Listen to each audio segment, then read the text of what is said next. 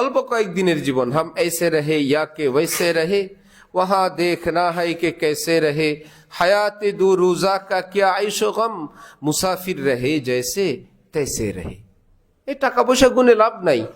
একটা বাড়ি বাড়লো, আরেকটা বাড়লো, আরেকটা বাড়লো, আরেকটা বাড়লো। আগে একটু নামাজ রোজা করার সময় ছিল, এখন আর নামাজ রোজার টাইম নেই। আগে একটু দোয়া মুনাজাত তেলাওয়াত করা হইতো, এখন ব্যবসার কারণে হয় না। আগে মুখ ভালো ছিল, এখন আর মুখ ভালো না। আগে নিজের স্ত্রী সন্তানের সঙ্গে একটু সময় দেওয়া হইতো, এখন আর তাদেরকে সময় দেওয়া যায় না। কি প্রয়োজন?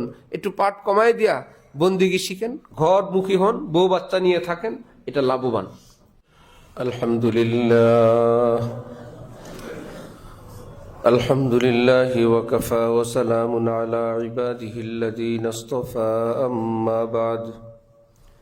فأعوذ بالله من الشيطان الرجيم. بسم الله الرحمن الرحيم.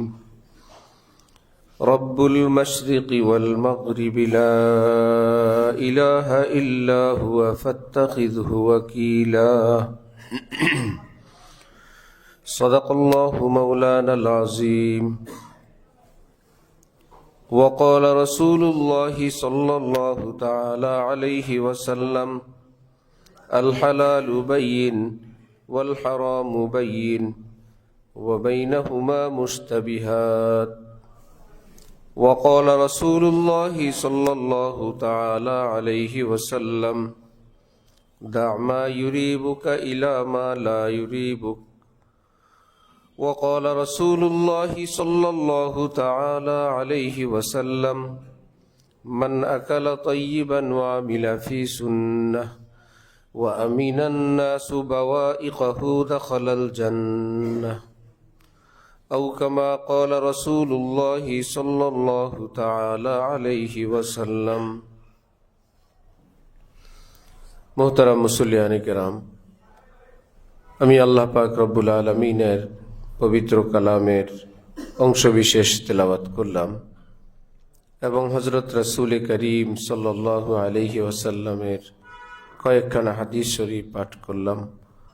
আল্লাহ পাক কোরআন শরীফ এবং হাদিস শরীফের কামেল হেদায়েত আমাদের সকলকে নসিব ফরমান। কোরআনে পাক এবং হাদিসে পাকের নূরে আমাদের জীবনকে সুন্দর করার, আলোকিত করার তৌফিক দান করেন। হযরত রাসূল করিম সাল্লাল্লাহু আলাইহি ওয়াসাল্লাম বিভিন্ন সময় বিভিন্ন সাহাবীর আবেদনের প্রেক্ষিতে ছোট ছোট করে আমল বলতেন। এই 2 আমল করো, এই 3 আমল করো, যে এই 2 আমল করবে আমি তাকে তার জান্নাতের জিম্মাদারি নিলাম। কেউ এই 3 আমল যে করবে সে জান্নাতে যাবে। এরকম বেশ অনেক হাদিসে আছে। যেমন আমি যে হাদিস শরীফ পাঠ করলাম, এখানে নবীজি 3টি আমলের কথা বললেন, সাথে সাথে বললেন এই 3 আমল যে করবে সে জান্নাতে যাবে। ইসলামের তো হাজারো আমল আছে, সেগুলোর কি হবে? 3 আমল করেই জান্নাত, 2 আমল করেই জান্নাত। শুধু জবান এবং লজ্জাস্থানের গ্যারান্টি দিলে জান্নাতের গ্যারান্টি? নামাজ, রোজা, হজ, যাকাত, দান, সদকা, সেটার কি হবে? এর অনেক ব্যাখ্যা। এক ব্যাখ্যা হলো যে কমন যে সমস্ত আমলগুলো করণীয় বর্জনীয়, সেটার পাশাপাশি যদি এই 2টা অতিরিক্ত আমল করে, যেটা ইমার্জেন্সি করণীয়, ইমার্জেন্সি বর্জনীয়, সেটা করারটা করার, বর্জনেরটা বর্জনের পাশাপাশি অতিরিক্ত যদি এই 2টা আমলও সে করে, তাহলে সে জান্নাতে যাবে। আরেক সহজ সরল ব্যাখ্যা হলো যে নবীজি তো হাদিসের মধ্যে বলেন নাই কমন আমলগুলো করার পরে যে এই 2টা করবে। নবীজি তো বলছেন এই আমল যে করবে সে জান্নাতে যাবে। কমন এর কথা তো নবীজি এখানে বলেন নাই। তাহলে যেভাবে বলছেন সেভাবেই যদি ধরা হয়, যেমন আজকের হাদিসে আছে, নবীজি এরশাদ করেন যে ব্যক্তি হালাল খাবে, তার এক ফিকির যে কোনোভাবে আমার রিস্কের মধ্যে যেন আমি কোনো হারাম খাবার গ্রহণ না করি, হারাম সম্পদের মালিক না হই। হারাম খাওয়ার অর্থ হারাম লোকমার, সেটা না। হারাম সম্পদের মালিক হওয়া মানে হারাম খাওয়া। যে হালাল খাবে, ওয়া আমিলা ফি সুন্নাহ, আর সুন্নত মোতাবেক আমল করবে। ওয়া আমিনান নাসু বাওয়াইকাহ, এবং মানুষ তার জুলুম অত্যাচার থেকে নিরাপদ থাকবে। হালাল খাবে, সুন্নত মোতাবেক চলবে, জুলুম অত্যাচার থেকে বিরত থাকবে। 3 আমলের পরে নবীজি বলেন দাখালাল জান্নাহ, সে সোজা জান্নাতে প্রবেশ করবে।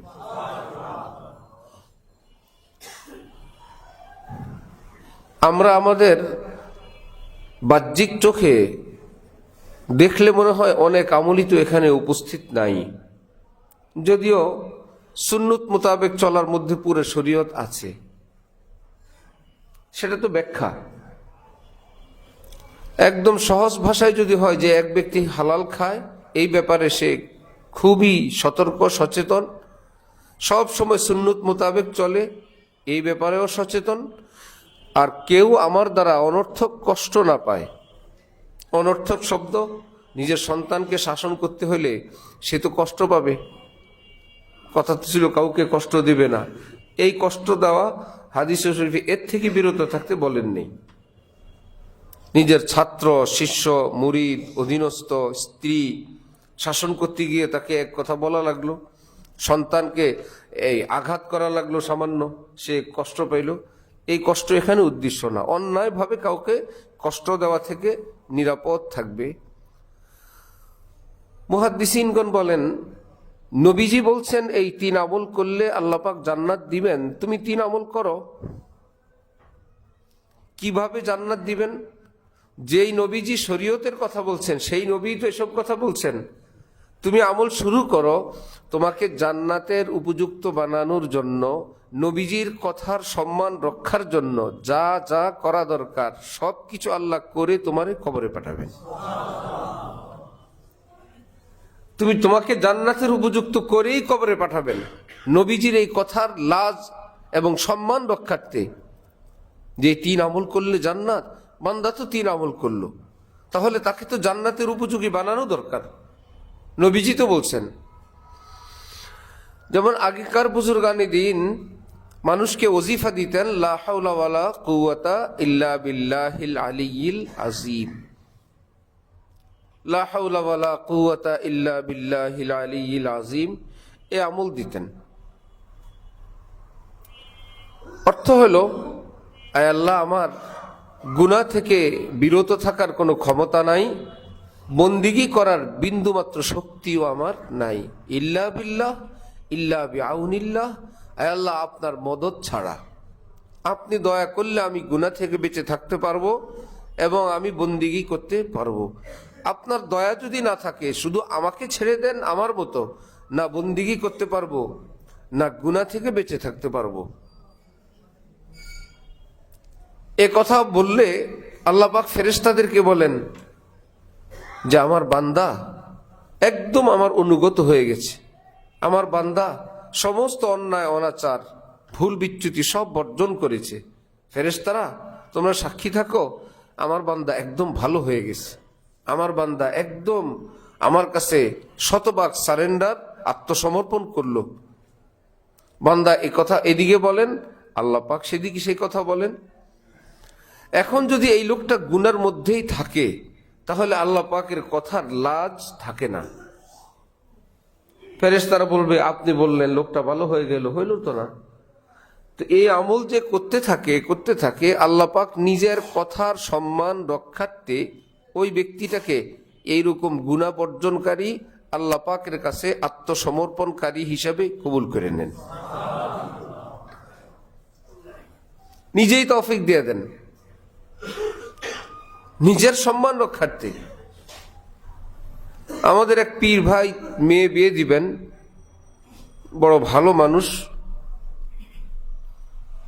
সরকার প্রধান থেকে ছেলের বাবা পুরস্কার নিচ্ছে, এরকম একটা ছবি ছেলের বাসায় গিয়ে দেখলেন যে বেয়াই সরকার প্রধান থেকে বিশেষ কোনো পুরস্কার গ্রহণ করতেছেন, এই ছবিটা ঘরের মধ্যে টানানো। বললেন না, এই লোকের সঙ্গে আমি আত্মীয়তা করব না, এই ছবি টানায় রাখছে, এই লোকের ছেলের কাছে মেয়ে বিয়ে দেব না। দিনদার মেয়ে ছেলে দরকার। হাদিস শরীফে আছে ফাসফার বিজাতি দিন, মেয়ে বিয়ে করো, মেয়ে বিয়ে দাও, দিন দেখো। অনেকে বাড়ি গাড়ি টাকা পয়সা দেখে আর কিছু দেখে না, ছেলে বচ্চরিত্র, নেশায় আক্রান্ত, আরো কত কিছু। নবীজি বলেন আরে সবই হবে, দিন যদি থাকে তো তারা সুখময় একটা দাম্পত্য জীবন কাটাবে, বাকিটা যা হবার হবে। স্বামী স্ত্রী মিল মিলাপ আছে, মহব্বত আছে, দিন আছে। ডাল রুটিও তাদের দুনিয়ার স্বর্গ, ডাল রুটিও দুনিয়ার বেহেশত। বেচারা ওখান থেকে ফিরে আসছেন, আরো অনেক কথা ওনার। উনি আবার দুলা পছন্দ করছেন যার তেমন কোনো ঘর বাড়ি নাই, তেমন কোনো সহায় সম্পত্তি নাই, দিনদার ছেলে। এখন কিভাবে কি করা? এই ছেলের কাছে মেয়ে বিয়ে দিলে নিজের আত্মীয় স্বজন, ভাই বেরাদার, তাদের কাছে মুখ দেখাবেন কিভাবে? সে অলিমা করারও তেমন যোগ্যতা নাই, ভালো ডিগ্রি আছে, এক সময় হবে, তাকওয়া আছে, পরহেজগারি আছে, আল্লাহ দিলে এক সময় হবে। এখন সিদ্ধান্ত নিলেন এই ছেলের কাছে মেয়ে বিয়ে দিব। চুপে চুপে অলিমা করার টাকা উনি নিজে ছেলেকে দিয়ে দিচ্ছেন, যে এরকম শানদার অলিমার ব্যবস্থা করো, তোমার পক্ষ থেকে টাকা দিলাম আমি। বড় স্পেশাল মেহমানদারি করছেন, আত্মীয় স্বজন ভাই বেড়াদারকে নিয়ে এক বেলা খাওয়াই নিয়ে আসছেন। এখন তো মাশাআল্লাহ তারা বড় বেতনে চাকরি করে। এখন পরের মেয়েগুলোকে বলে ওই রকম দিনদার দেখিয়ে দিব। তার ড্রাইভার আমাকে বলে যে আমি স্যারের গাড়ি চালাই 14 বছর, তার ফ্যামিলি আমার গাড়িতে চড়ে, আজ পর্যন্ত স্যারের কোনো মেয়ে কিংবা ছেলে আমার সঙ্গে একটা কথা বলেনি। ব্যবসায়ী মিয়া, আলেম না, পিসাব না, ব্যবসায়ী। যে না আমি তাদেরকে জীবনে দেখছি না তারা আমার সঙ্গে একটা কথা বলছে। এখন তো গাড়ির ড্রাইভার কারো ভাই হয়ে যায়, কারো ভাতিজা হয়ে যায়, কারো দুলাভাই হয়ে যায়, কেউ আন্টি হয়ে যায়, কেউ আপা হয়ে যায়। গায়রত যখন মানুষের কমে যায়, আত্মমর্যাদা যখন কমে যায়, এমনই হয়, যাকে তাকেই ভাই বানায়, যার সঙ্গেই কথা বলে। নারীকে রব্বুল আলামিন সম্মানিত করেছেন, তার আওয়াজকে সম্মানিত করেছেন। যে বড় হয় তার আওয়াজেরও অনেক দাম হয়, তার কথার অনেক দাম হয়। রব্বুল আলামিন নারীর কথা সীমিত করে তার সম্মান কি কমাইলেন না বাড়াইলেন? তুমি কি সাধারণ কেউ?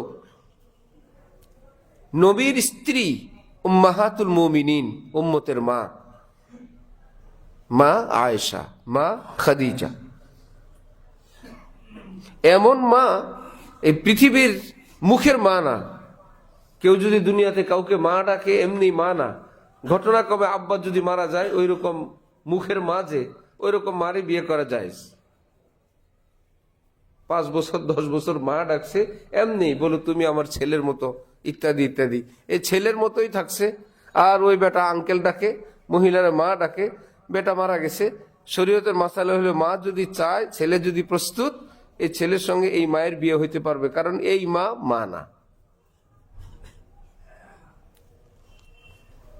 অনেকে ধোকা খায় যে আমাকে ছেলে বানায় ফেলছে, এখন তো আমার দেখা দিতে হবে, আমি তোমার ছেলে হয়ে গেছি।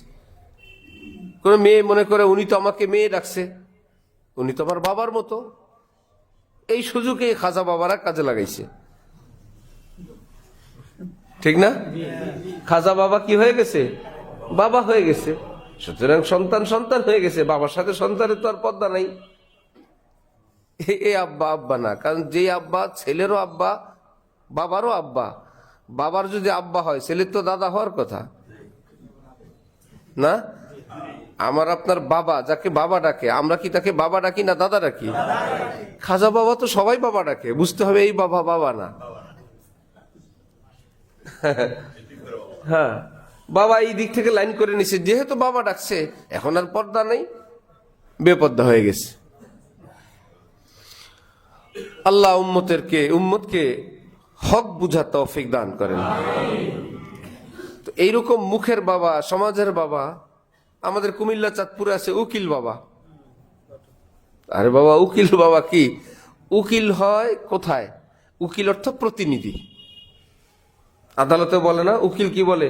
আমার মক্কেল এই কথা করছে, আমার মক্কেল এই কাজ করছে, এটা করে নাই। মক্কেল মানে আরবি শব্দ মুআক্কিল, যিনি আমাকে উকিল নিয়োগ দিলেন, আমি যার প্রতিনিধি। মুআক্কিল, মক্কেল বলে জানে না নিজেরাও, শুনতেও খারাপ লাগে। আমি তোরে পয়সা দিয়ে উকিল বানাইলাম, আমার নাম রাখলি মক্কেল। বলে আমার মক্কেল স্যার কিছু করে নেই। আরে মক্কেল না, মুআক্কিল, যিনি আমাকে উকিল নিয়োগ দিলেন, আমি যার মুখপাত্র, যার পক্ষ থেকে আমি কথা বলবো, মুআক্কিল। যাই হোক, আদালতের ভাষণ মক্কেল হয়েছেন পয়সা দেওয়া হন গিয়ে। তো কোথায় লাগবে? যে বলতে পারে না তার জন্য কি লাগবে? উকিল লাগবে। আপনি আমার বিয়েটা দেখেন, ঠিক আছে, এই বেচারা যার নিজের কবুল নিজে বলবে, সেখানে কোনো উকিল নেই। মেয়ের বিয়ে যদি সে তার বাবাকে বলল, পারমিশন দিল, এবার মেয়ের পক্ষ থেকে যদি বাবা প্রস্তাব দিল, যেমনটা আমাদের দেশে হয়, যে মেয়ের সামনে থেকে, মেয়ে থেকে পারমিশন নিয়ে আসে, এনে এবার ইস্তেমার ময়দানে বলে আমার মেয়েকে আমি বিবাহ দিলাম। মেয়ে বলছে আমি বিবাহ বসলাম না, বাবা বলল, বাবা, চাচা, মামা, আমার ভাতিজিকে আমি বিবাহ দিলাম। এইবার যে ভদ্রলোক রেডি হয়ে আছেন, উনি বললেন আমি কবুল করলাম। কবুল করলেন যাকে, তাকে কি সরাসরি না উকিলের মাধ্যমে? কে হইলেন উকিল? অভিভাবক। এখন যদি একদম প্রাপ্তবয়স্কা মেয়ে যদি এরকম কাউকে বলে আপনি আমাকে একটা ভালো জায়গায় বিয়ে দিয়ে দেন, আমার বাবা নাই, চাচা নাই, ওই লোক তার মেয়ের পক্ষ থেকে ভালো একটা ছেলে দেখে বিয়ে দিয়ে দিলে, যে আমার এরকম খাদিজা, পিতা মরহুম অমুক, বাড়ি অমুক জায়গায়, এত টাকা মোহরানার এওয়াজে আমি এই আব্দুর রহমান তোমার নিকট বিবাহ দিলাম। আব্দুর রহমান যদি বলে আমি কবুল করলাম, বিয়ে হয়ে যাবে। তাহলে এই ভদ্রলোক হলেন কি? উকিল। এই যে ওকালতি করলেন, যার বাবা নাই, এত সত্ত্বেও ওই মেয়েটার সঙ্গে ওনার দেখা দেওয়া জায়েজ নেই। ওই মেয়েটার সঙ্গে দেখা দেওয়া কি নাই? এতটা জায়েজ নাই, যার কাছে বিয়ে দিছিল, ঘটনাক্রমে অ্যাক্সিডেন্টে সে আব্দুর রহমান মারা গেছে। এই উকিল আব্বা যদি বলে তাহলে আমি বিয়ে করে নেই, শরীয়তে বলছে ঠিক আছে, জায়েজ আছে। তাহলে উকিল বাপ না, উকিল বাপ কি না? অথচ কোত্থেকে একটারে ধরে নিয়ে আসে, বিশেষ করে এলাকায় প্রভাবশালী, একটু টাকা পয়সা আছে, একটু হাত খোলা, এই বেটা যে কত জায়গার উকিল বাপ। ঈদ আসলে, রোজা আসলে বলে আমার মোট হিসাব নাই, আমি যে কত উকিল দিছি জীবনে, জোর করে ধরে। এটা কি? এটা আনুষ্ঠানিকতা। এই যে বিয়ে হবে, উকিল ছাড়া কেমনে হবে? তা অপরিচিত একজন, পাড়ার মহল্লার। এইবার মেয়েটা পদ্মানিসীন, দিনদার, পরহেজগার, মাদ্রাসায় পড়ুয়া, যেহেতু উনি উকিল বাপ হয়ে গেছে, শ্বশুরকে আব্বা ডাকবেন, আর নতুন আরেকজন আব্বা তৃতীয় বাইরেছে। আগে ছিল এক আব্বা, বিয়ের কারণে আজকে আবার নতুন দুই আব্বা বাইরেছে, একজন উকিল আব্বা আর একজন কি আব্বা? শ্বশুর আব্বা। এখন এই পদ্মানিসীন মেয়েটা ওখানে গিয়ে মুখ খোলে। যেমন আমাদের যে মেয়েরা পর্দা করে আমাদের দেশে, হজে উমরায় যাওয়ার সময় দেখা গেছে মুখ খোলা। কি ব্যাপার? মহিলাদের এহরাম হলো চেহারায় কোনো কাপড় লাগতে পারবে না। তাহলে দুইটা বিধান এখানে, একটা হলো চেহারা কোনো পরপুরুষ দেখতে পারবে না, আরেকটা হলো মহিলাদের এহরাম অবস্থায় চেহারায় কাপড় লাগতে পারবে না। দুইটার সমন্বয় হলো ক্যাপ জাতীয় কোনো কিছু তাদের মাথার উপর দিয়ে, ওর উপর দিয়ে কাপড় ফেলবে, যাতে কাপড়টা চেহারার সঙ্গে লেগে না থাকে। তাহলে চেহারায় কাপড়ও লাগলো না, চেহারা পরপুরুষও দেখলো না। একটা মনে থাকে, আরেকটা ভুলে যায়। সারা জিন্দিগির পর্দা করা মহিলা এখন বলে আল্লাহ আর কি করবো, এখন যেহেতু আল্লাহর হুকুম, চেহারা খুলে বেপর্দা হয়ে হজে রওনা হয়েছে। উকিল বাপের মতন আরেক ঘটনা। সারা জীবনে পর্দা করা মেয়েটা আরেকজনকে এখন বাপ ডাকে, বাপের সঙ্গে কথা বলে, যায় আসে, বাপের বাড়িতে বেড়ায়। বাপ তো বাপ, বাপের ছেলের এখন আবার উকিল ভাই, আরেক ধাপ। বাপ তো যতটুক নিরাপদ, এরপর আবার উকিল ভাই বের হয়েছে, আরেক ধাপ। আল্লাহ আল্লাহ আমাদের মুসলমানদেরকে সহি দ্বীন বুঝার তৌফিক দান করেন। আমরা ওকালতির থেকে দূরে চলে গেছি। তো বাবা মা যদি কাউকে দিয়ে দেয়, সে কি হয়ে যায়? বিয়ে হয়ে যায়। প্রতিনিধি, এটাকে বলে প্রতিনিধি। আবার শরীয়তের অনেক কাজ আছে, এখানে প্রতিনিধিত্ব জায়েজ নেই। আমার পক্ষ থেকে আপনি নামাজটা পড়ে দিন, হবে? আমি দেখলাম এক হুজুর এক বাসায় খায়, কি ব্যাপার? অমুক ব্যবসায়ী, ওনার পক্ষ থেকে উনি রোজা রাখে, দিব্যি হাঁটে চলে, খায় লয় সব করে, শুনছে অসুস্থ হইলে নিজের পক্ষ থেকে অন্য একজনকে কাফারা দিতে হয়। এইজন ভাবছে টাকা পয়সা আছে, কষ্ট করে লাভ কি, একজন গরিব মানুষকে খাওয়াই দিলে হলো। এরকম রোজা কি হবে? মাজুর বিছানায় শয্যাশায়ী মানুষের মাসালা ভিন্ন। মসজিদের পাশে নারিকেল গাছ, গাছে উঠলো, গাছ থেকে ডাব নারকেল পারলো, পেড়ে মসজিদে এসে চেয়ারে বসে নামাজ পড়ে। কি ব্যাপার? ডাক্তার বলছে চেয়ারে বসে নামাজ পড়তে। যে বেচারা নারকেল গাছে উঠতে পারে তারে বলছে? দাঁড়ায় নামাজ পড়া ফরজ। দাঁড়ায় নামাজ পড়া কি এত সহজ না? একটা ফরজ আপনি বাদ দিবেন, এত সহজ না, অনেক কঠিন। আপনি তো দাঁড়াইতে পারেনি, ইশারা বাদ দিবেন কিভাবে? যদি এরকম হয় সেজদা দিতে কষ্ট, তো দাঁড়ানোর টুকুন দাঁড়াবেন, বাকিটুকুন চেয়ারে বসে ইশারা ইঙ্গিতে সেজদা দিবেন। যে সেজদা দিলে কোমরে সমস্যা হয়, দাঁড়াইতে তো কোনো সমস্যা নাই, হাঁটেন চলেন, ব্যবসা বাণিজ্য সবই করেন। মসজিদে এসে চেয়ারে বসছে, নারকেল গাছ থেকে নামছে, মসজিদে এসে চেয়ারে বসে গেছে।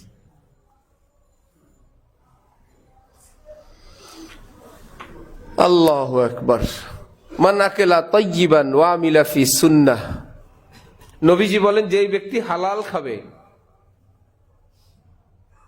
শুনতে খুব সহজ, হালাল খাবে, আমরা তো হালাল খাই। শুধু এইটুকুন হলো, এই মালটা একজন থেকে ধোকা দিয়ে কেনা হয়েছে,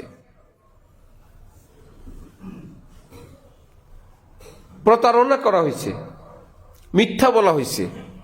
তাহলে এটা শরীয়তের দৃষ্টিতে যে ফ্রেশ থাকা দরকার, হালাল হওয়ার জন্য যে নূরওয়ালা হওয়া দরকার, সেটা তার মধ্যে বাকি থাকে নাই।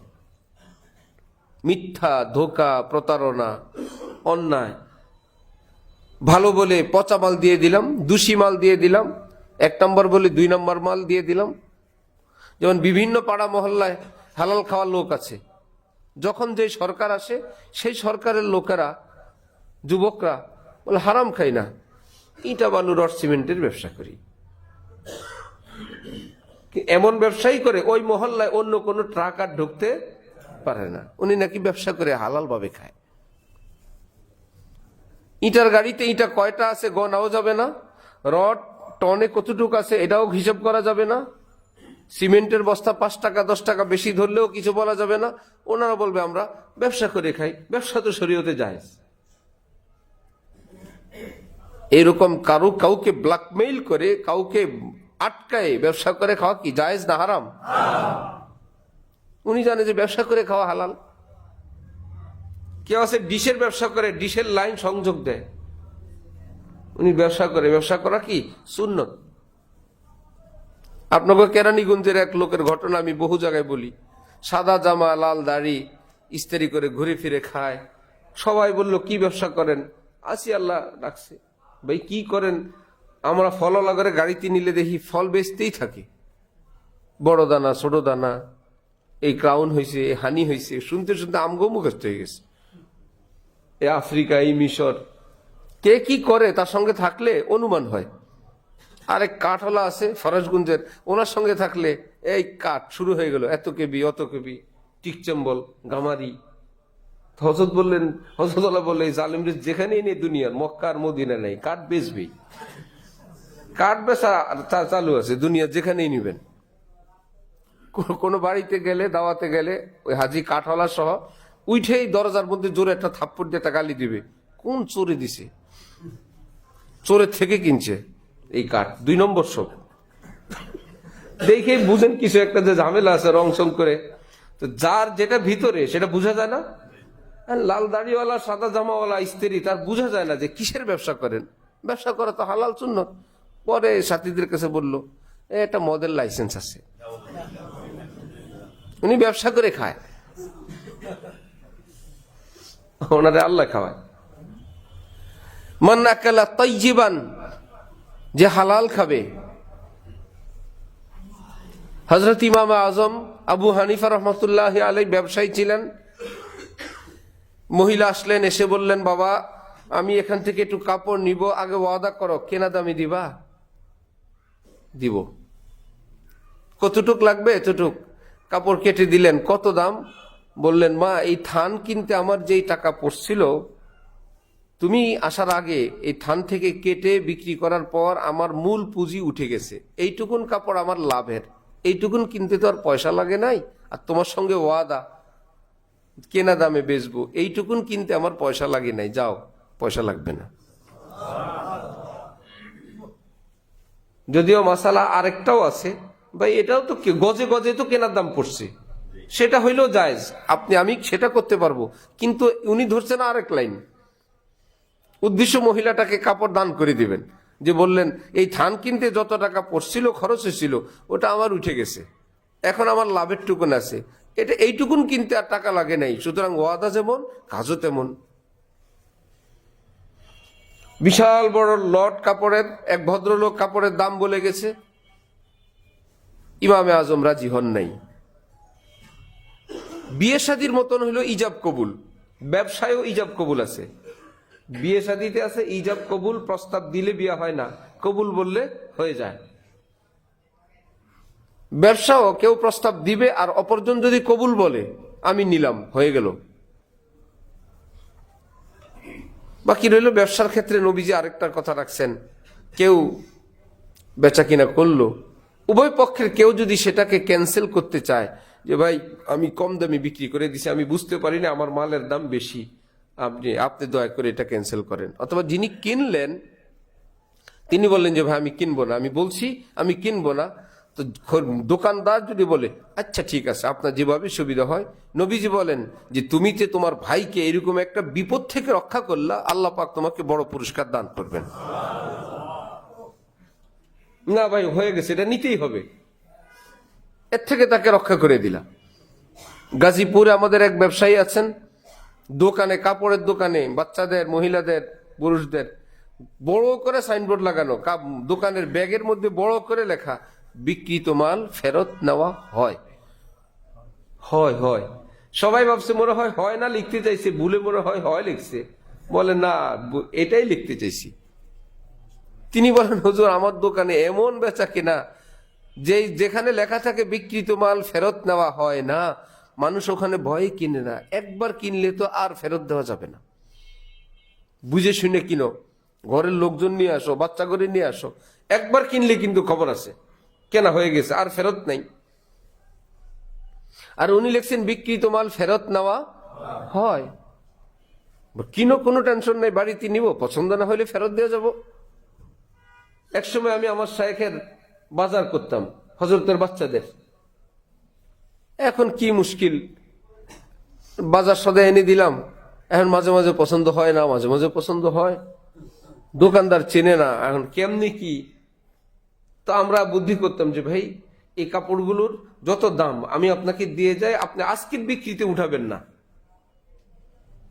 এটা আজকের বিক্রিতে উঠাবেন না, আমি এতগুলো টাকা আপনাকে দিয়ে গেলাম, আপনি 10-20 হাজার টাকা রাখেন, আমি আগামীকাল রাত পর্যন্ত যদি না আসি, জোহর পর্যন্ত, আসর পর্যন্ত যদি না আসি, আপনি মনে করবেন এটা বিক্রি হয়ে গেছে। আর যদি আসি, দয়া করে আমাকে এই সুযোগ দিবেন, আমি কাপড়গুলো দিব, আপনি আমার টাকাটা দিয়ে দিবেন। কেউ দিত, কেউ বলতো না, এই সিস্টেম নাই। কর্মচারী হলে সাহস পাইতো না, মালিক হলে সাহস পাইতো। ইমামে আজম আবু হানিফাকে এক লোক বললেন, আপনার কাপড়ের দাম এত, দিবেন? উনি বলছেন না। তাহলে তো বিক্রি হইল না। বাড়িতে যাওয়ার পর উনি মনে মনে ভাবলেন, এই লোকটাকে এই দামে কাপড়টা দিয়ে দিব। দিনের বেলা রাজি ছিলেন না, রাতের বেলা গিয়ে একা একা রাজি হলেন। পরের দিন যখন আসছেন, ওই কাপড়ের দাম অন্য একজন বলে আরো অনেক বেশি। উনি বললেন, কাপড় বিক্রি হয়ে গেছে। কিভাবে বিক্রি হইলো? আপনি তো মাত্র আসলেন, আমি ফার্স্ট কাস্টমার। বললেন, বিক্রি হয় ইজাব কবুলে। তিনি তো দিনের বেলা প্রস্তাব দিছিলেন, রাতের বেলা বাড়িতে গিয়ে তো আমি কবুল করছিলাম, আমি তো রাজি হয়েছি। পৃথিবীর কেউ দেখেন নাই, আল্লাহ তো দেখছেন। পৃথিবীর কেউ দেখেন নাই, আল্লাহ পাক তো দেখছেন। সুতরাং কাপড় দেওয়া যাবে না। আরো অনেক বেশি দাম বলে, না ভাই দেওয়া যাবে না। ব্যবসা করলেই হালাল হয় না, ব্যবসার পণ্যটা হালাল হইতে হবে, ব্যবসার পদ্ধতিটাও হালাল হইতে হবে। আমাদের বাদামতলি রিপোর্ট আসতেই থাকে, টাকা নেয়ার পর মালের দাম যদি বেড়ে যায়, আপনি 2 গাড়ি পাবেন না। কেন পাবো না ভাই? সমস্যা আছে, সব বলা যাবে না। 2 গাড়ি পাবেন না, 1 গাড়ি হলে বলে ওইটাও পাবেন না। বেচা কিনা হয়ে গেছে, লক্ষ লক্ষ টাকা লেনদেন হয়ে গেছে, পেপার সাবমিট হয়ে গেছে, শুধু এখন ট্রাকটা হস্তান্তর বাকি। আপনি যেটা করেন, চায়নারা যদি আপনার সঙ্গে এমন করে, ইন্ডিয়ানরা যদি করে, আফ্রিকানরা যদি করে, যাদের সঙ্গে এলসি করেন তারা যদি এরকম করে, আপনি তো এলসি করার পর নিশ্চিত ইন্টারন্যাশনাল আইন, এই মাল কমুক আর বাড়ুক এটা আপনার কাছে আসবেই, এটা আপনি নিশ্চিত। কিন্তু আপনি যখন আবার এখানে করেন, কমুক আর বাড়ুক কথা হয়ে গেছে, সেখানে আর এটা সাবমিট করে না। আবার যদি একটু নিম্নমানের মাল পড়ে, এটা নিতেই হবে। সারা বছর আমার থেকে মাল নাও, আজকে এটা বেচতে হবে, নাইলে আর সারা বছর তোমার সঙ্গে ব্যবসা নাই, আর আগে 50 লাখ দিয়ে দাও। এখন ওই বেটা ব্যবসারা জারি রাখার জন্য আরেকজনের পচা আপেল নেয়া এখানে দেয়, সেখানে দেয়, বাকি আনছে আবার বাকি দেয়। তার মানে এক কলে আটকাইছে একজন, এই কলে আরেকজন, এবং সে আবার বাকি দেয়, ইত্যাদি ইত্যাদি শুনতেই থাকি। যেহেতু দেখা সাক্ষাৎ যোগাযোগ, আমাদের যাতায়াত, ছাত্র অভিভাবক। আমি চাঁদপুরে ফল কিনতে গিয়া এক দোকানে ঘাটের মধ্যে বললাম, বড় দানা নাই? আমার জিজ্ঞেস করে, আপনি কি বাদামতলির লোক? কেন ভাই, কি বলে? দানা শব্দ এটা বাদামতলির। আমিও তো জানি না, আমি ধরা খেয়ে গেছি এভাবে। আমি বললাম, বাদামতলির লোক ফলের লোক না মসজিদের লোক? বাদামতলি ফলের না মসজিদের? তোমাকে শুনতে শুনতে আমি দানা শিখছি। তাহলে ব্যবসা করলেই হালাল না হালাল ভাবে? ব্যবসা হালাল, কিন্তু হালাল ভাবে করতে হবে।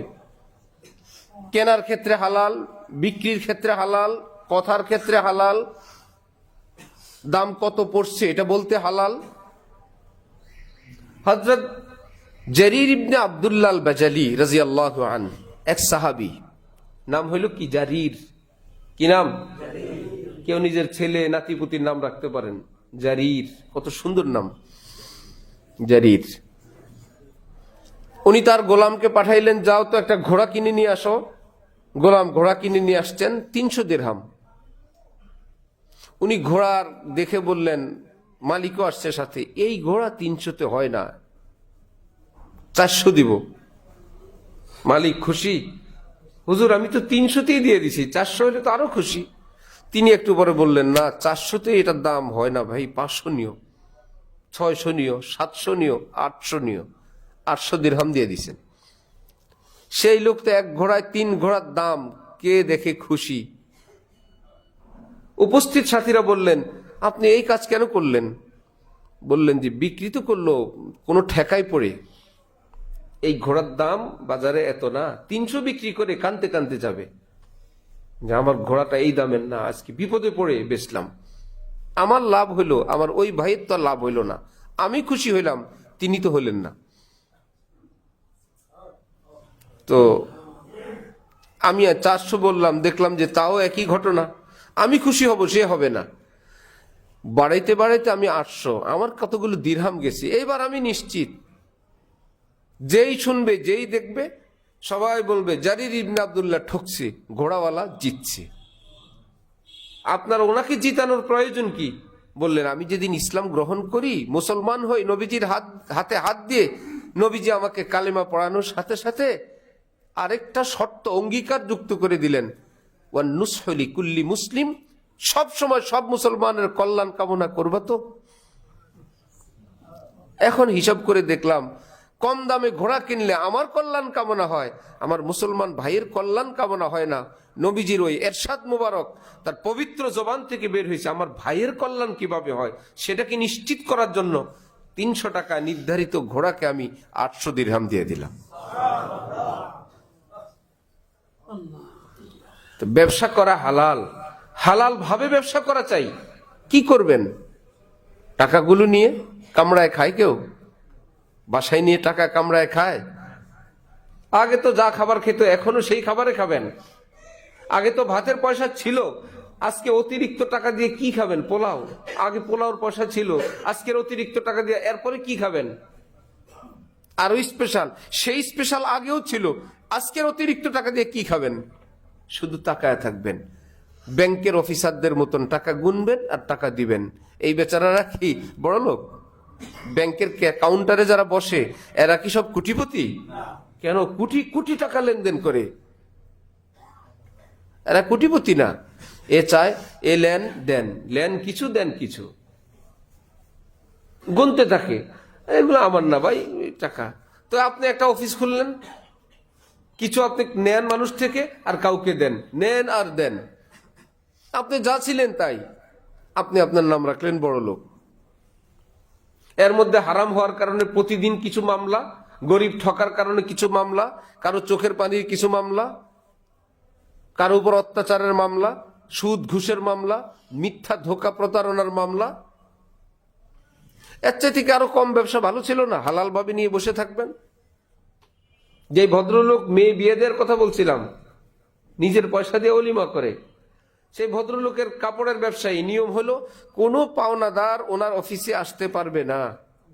এই জন্য আপনি আমাকে বাকি দিলেন, আবার আপনি আমার অফিসে আসবেন? আপনার কি কোনো ভুল হয়েছে? কে কার কাছে ঠেকা, কে কার কাছে কৃতজ্ঞতা প্রকাশ করবে? আপনি আমাকে মাল দিলেন বাকিতে, আমি আপনার মাল বিনা পয়সা বিক্রি করে লাভ করলাম অথবা করব, আপনি কিংবা আপনার প্রতিনিধি আবার আমার দুয়ারে আসবে না আমি আপনার দুয়ারে যাব? আপনি কি ভুল করে ফেললেন? আসতে হবে না, ওয়াদা মতো সময় মতন টাকা আমি দিয়ে আসবো।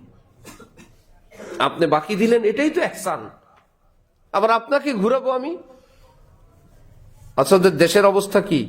মালিক গেলে, মালিক হোক আর প্রতিনিধি হোক, আপনাদের কোনো আকল জ্ঞান নাই। আজকে আসছেন, আজকে কি বার জানেন না, গতকাল কি দিন গেছে জানেন না, আকাশের অবস্থা দেখেন না, দেশের অবস্থা বুঝেন না। ওই নাকি ওই বেটাটা এই লোককে মাল বাকি দিয়ে নাকি ব্যাকল হয়ে গেছে। আকল টাকল যা ছিল আজকে টাকার জন্য আসার পর কি হয়ে গেছে? ব্যাকল হয়ে গেছে। মাল যখন বাকি দেয় তখন আকল ভালোই ছিল। আগের যুগের কবিরা রাজা বাদশাদের দরবারে গিয়ে খুব প্রশংসা করত, যার পর নাই। ভাষা আর সাহিত্য এমন এক জিনিস, এক বাদশার সামনে গিয়ে কবি বলতেছে, আপনি এই পৃথিবীতে থাকতে সূর্যের তো কোনো প্রয়োজন নাই স্যার, এই পৃথিবীকে আলো দেওয়ার জন্য তো আপনার চেহারাই যথেষ্ট। প্রতিদিন সূর্য যে উঠে, কেন উঠে স্যার জানেন? আমি জানি, সূর্যের কোনো লজ্জা নাই, শরম নাই। আপনি পৃথিবীতে আছেন, সূর্যের কোন দরকার আছে স্যার? এমন প্রশংসা। আর আগের বাচ্চারা মাশাআল্লাহ প্রশংসা শুনলে ফুলে যেত। আদমি ফরবা শবদ আজরা হে গোশ, জানোয়ার ফরবা শবদ আজনা ও নুশ। জালালউদ্দিন রুমি বলেন, গরু মোটা করবা, মহিষ ছাগল মোটা করবা, ফুলাবা, খোল ভুসি ভালো খাওয়ান দাও। ঘাস খোল ভুসি ভালো খাবার দিলে গরু ছাগল ফুলে, মানুষ কি ফুলাইবা? কানে একটু পাম মারো, কানে একটু পাম দেয়া দাও, মানুষ ফুলবে। মানুষ ফুলানোর পদ্ধতি পাম দেওয়া। রাজা বাচ্চারা আবার এগুলো খুব পছন্দ করতো। এই জন্য দেখবেন নিজেরাই নিজেদের দালাল ফালাল কর্মচারী লোক দিয়ে প্রশংসা নিজেরটা নিজে শুনে বসে বসে। তো বাদশাহ এই প্রশংসা শুনে খুব দিছে, যাও নিয়ে যাও। এর মধ্যে বাদশার অ্যাক্সিডেন্ট হঠাৎ কোনো জায়গায় দুর্ঘটনা হয়ে বাদশার একদম অন্ডকোষ পড়ে গেছে দুটোটা। এতে করে মানুষ মারা যায় না, গরু মরে না, ছাগল মরে না। খাসি বানাইলে কি মরে? খাসি হয়ে গেছে বেটা, বেঁচে আছে। কবিও জানছে, এসে আবার প্রশংসা শুরু। আজকে কোনো কিছুই দেয় না, মন খারাপ, অসুস্থ মানুষ, যাইতে বলো। এখন আবার ওই কবি তো কবি, এখন বলে সবার আকল জ্ঞান মাথায় থাকে, ওনার গুলো অন্ডকোষে থাকে। যতদিন সাথে ছিল আকল জ্ঞান ছিল, এগুলোও নাই, আকলও নাই। তো বদনামও কত উন্নত মানের। কারো থেকে বাকিতে মাল নিবে, তাকে ভাই বলে, আব্বা বলে, চাচা বলে। চোখের পানি, ফকির, মিসকিন, গরিব, পেটে ভাত নাই, বাচ্চারা খাইতে পায় না। এটা হলো প্রথম ধাপ। কোনো না কোনো ভাবে তার থেকে কিছু কার্টুন, কয়টা গাড়ি নেওয়া দরকার। যখন নেওয়া হয়ে গেছে, শিল্পী এখন আরেক রকম হয়ে গেছে। এখন আর কবি আগের মতো নাই। আপনার আকল নাই, আপনার মালিকের আকল নাই। তো ওই ভদ্রলোক নিজে দিন তারিখ অনুযায়ী টাকা পাঠিয়ে দেন। যদি দিতে না পারেন, আগে থেকে একদিন 2 দিন আগে বলেন, সরি আমরা ওই দিন দিতে পারবো না, আমাদের আর 2টা দিন লাগবে, দয়া করে দেন। নবীজি বলেন, এইরকম ঋণগ্রস্ত, বিপদগ্রস্তকে যে একটু টাইম বৃদ্ধি করে সহজ করে দেয়, আল্লাহ তার উপর সহজ করে দেন।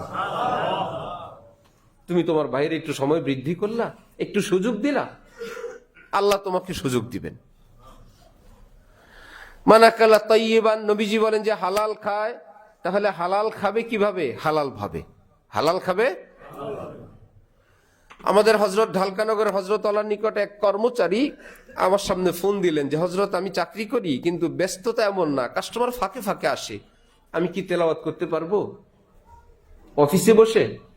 হযরত বললেন, এই টাইমটা তো মালিকের কাছে বিক্রি করা। এই টাইমের বদলায় তুমি টাকা নাও না? নেই। এটা মালিকের কাজের জন্য বিক্রি করা, এটা তোমার ইবাদতের টাইম না। ফরজ ইবাদত করতে পারবা, মালিকের পারমিশন, অনুমতি থাকার না থাক, আমি ফরজ করব, লাগলে চাকরি ছেড়ে দিব। কেন? তুমি যখন কোরআন শরীফ তেলাওয়াত করতে থাকবা, চোখ বন্ধ করে কোরআন শরীফ খুলে যেভাবেই করো, তোমার ডিউটি ছিল মালিকের মাল সেল করা, কাস্টমারের মনোযোগ আকর্ষণ করা। তুমি যখন তেলাওয়াত করবে নিচের দিক তাকায়, যে পাশ দিয়ে যাবে ভাবলে বেচারা তেলাওয়াত করে, ডিস্টার্ব করে লাভ নাই, আরেক দোকানে যাই। ঠিক না ভাই? কোরআন শরীফ তেলাওয়াত করে আমি কি জাহান্নামে যাব? এই মাল মার্কেটে অভাব আছে, উনি তেলাওয়াত করুক। তাহলে তেলাওয়াতটা উসিলা হবে কিসের? কাস্টমার ভাগানোর। মালিক কি তোমারে কাস্টমার ভাগাইতে চাকরি দিছে? বৈশা বৈশা কেউ যাতে না আসে, তাহলে বাহ্যিক ভাবে তেলাওয়াত, কিন্তু রেজাল্ট হবে তোমার খরিদ্দার খেদানোর একটা উসিলা হয়েছে। এইরকম লম্বা ইবাদত পারবা না। চোখ মুখ সব ডিউটি ঠিক রেখে মাঝে মাঝে দোয়া দুরুদ ইস্তেগফার পড়ো, গুনাহ না হয়, নিজের খেয়াল রাখো। চাকরি করলেই হালাল হয়ে যায় না। টাইম এতটা থেকে এতটা, ওই হিসাবে বেতন। তা আমি তো সেই টাইম ছিলাম না, আমি বেতন কেমনে নেই? মালিক যদি দয়া করে দেন দিবেন। আর আমি যদি বলি না স্যার, আমি তো এতদিন এইটুকুন ছিলাম না, আমি তো ডিউটিটা করতে পারি না, আমার এইটুকুন কম দেন, মালিক যদি বললো দেন। আরে কম দেন এই কথা বলতে পারার লোকটাই তো নাই। তাহলে চাকরি করলেই কেবল হালাল হয়ে যাবে না, সে দায় দায়িত্ব ঠিক মতো পালন করা ওয়াজিব, শরীয়তে করতেই হবে, এটা নফল না। এখন মালিকের নিকট কর্মচারী, কর্মচারীর নিকট মালিকরা জিম্মি। এক এক বিভাগে যে যেখানে কর্মচারী ধমক দেয় মালিকরে, ব্যবসা করি, চাকরি করি, হালাল ভাবে খাই। আল্লাহ আমাদেরকে তৌফিক দান করেন। ওয়া আমিলা ফি সুন্নাহ, দ্বিতীয় আমল। প্রথমটা হালাল খাওয়া, দ্বিতীয়টা সুন্নত মোতাবেক আমল করা। চেষ্টা করবো ইনশাআল্লাহ। অল্প কয়েকদিনের জীবন, হাম ऐसे रहे या के वैसे रहे, वहां देखना है कि कैसे रहे, हयात दो रोजा का क्या आइशो गम, मुसाफिर रहे जैसे तैसे रहे। এই টাকা পয়সা গুনে লাভ নাই। একটা বাড়ি বাড়লো, আরেকটা বাড়লো, আরেকটা বাড়লো, আরেকটা বাড়লো। আগে একটু নামাজ রোজা করার সময় ছিল, এখন আর নামাজ রোজার টাইম নেই। আগে একটু দোয়া মুনাজাত তেলাওয়াত করা হইতো, এখন ব্যবসার কারণে হয় না। আগে মুখ ভালো ছিল, এখন আর মুখ ভালো না। আগে নিজের স্ত্রী সন্তানের সঙ্গে একটু সময় দেওয়া হয়তো, এখন আর তাদেরকে সময় দেওয়া যায় না। কি প্রয়োজন? একটু পাট কমায় দিয়া বন্দিগি শিখেন, ঘর মুখী হন, বউ বাচ্চা নিয়ে থাকেন, এটা লাভবান। ও আমিলা ফি সুন্নাহ, হালাল খাওয়া, সুন্নত মোতাবেক আমল করা। 2, ও আমিনান নাসু বাওয়াইকাহ, মানুষকে শতভাগ নিরাপদ করা। আমি অত্যাচার করব না, তোমরা নিশ্চিত। আর মানুষও বলবে উনি জুলুম করবে না, 100 ভাগ নিশ্চিত। উনি মরতে পারে, ঠকতে পারে, ক্ষতবিক্ষত হইতে পারে, উনি অত্যাচার করবেন না। নবী বলেন আমি না, লোকেরা যদি নিশ্চিত হয় তোমার অত্যাচার থেকে, উনি অত্যাচার করবেন না, তোমার চরিত্র এমন। আবার তুমি চলো সুন্নত মোতাবেক, খাও হালাল, আমি গ্যারান্টি দিলাম দাখালাল জান্নাহ, তুমি জান্নাতে প্রবেশ করবে। 3 আমল কেমন ইনশাআল্লাহ? হালাল খাওয়া, সুন্নত মোতাবেক চলা, আর জুলুম অত্যাচার থেকে বিরত থাকা। আল্লাহ আমাদেরকে তৌফিক দান করেন।